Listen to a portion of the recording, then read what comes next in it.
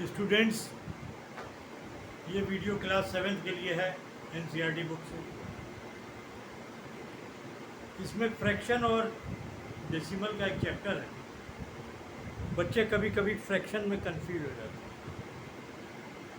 Suppose कर लीजिए कि आप घर में कोई चीज़ लाए, आपने थोड़ी देर के लिए एक सेब लिया। सेब क्या है? वो एक ऑब्जेक्ट। क्या है? एक ऑब्जेक्ट। और उसके दो पार्ट आपने कर दिए, मतलब आपने एक ऑब्जेक्ट के दो फ्रैक्शन बना दिए। जो ऑब्जेक्ट था उसके आपने दो फ्रैक्शन बना दिए। अगर एक कोई पीस मांगेगा तो आप कहेंगे भाई एक फ्रैक्शन लो।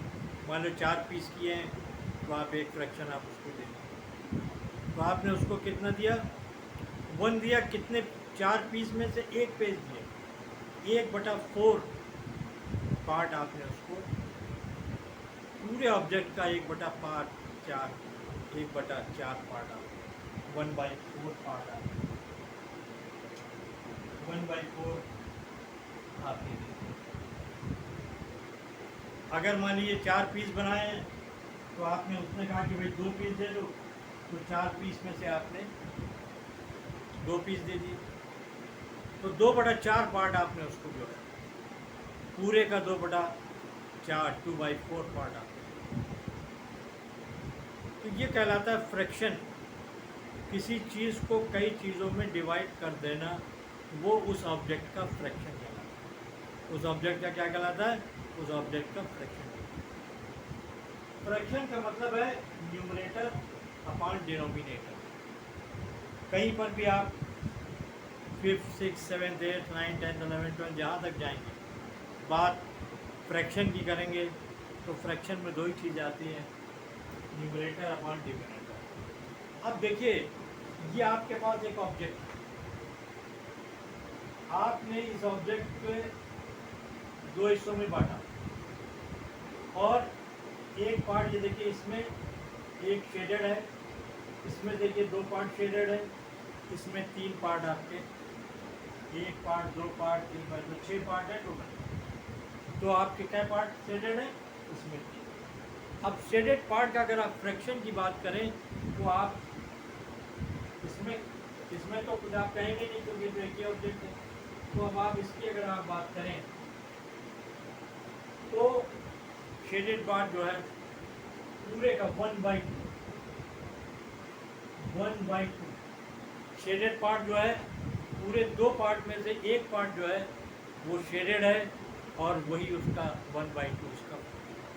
यहाँ पर देखिए 2 पार्ट शेडेड है, तो 2 कितने टोटल पार्ट है? 1 2 3 4 पार्ट में 2 पार्ट शेडेड। यहाँ पर देखिए 1 2 3 4 5 6 पार्ट, उसमें 3 पार्ट शेडेड है, तो आप 3/6 जब हम शेडेड पार्ट की बात करें। किसी तरीके से आपको क्वेश्चंस में न्यूमरेटर और डिनोमिनेटर दिए रहते हैं, आप आराम से फ्रैक्शन को सॉल्व कर सकते हैं। आगे मैं आपको क्वेश्चन भी, अगले वीडियो में आपको क्वेश्चन भी दूंगा ताकि आप उसको ईजिली कर सकें। मुझे उम्मीद है कि आपको फ्रैक्शन समझ। फ्रैक्शन का मतलब है किसी एक चीज़ को पार्ट्स में बांट देना, किसी एक चीज़ को पार्ट में बांट देना, वही उसके। अब एक चीज़ को आपने कितने पार्ट में बांटा है वो देखना है आपको। अगर 2 पार्ट में बांटा है, मतलब कोई चीज़ है उसको 4, एक पार्ट आपको लेना है उसमें से तो 1/2, 2 पार्ट लेना है 2/4, 3 पार्ट लेना है तो 3/4, अब पूरा लेना है तो फिर वो तो बात ही है। 4/4 का मतलब जो है, आप अगर काट देंगे 4/4 पार्ट है, देखिए इससे से काटा आपका पूरा ही ऑब्जेक्ट, आपने पूरा ही ऑब्जेक्ट ले लिया।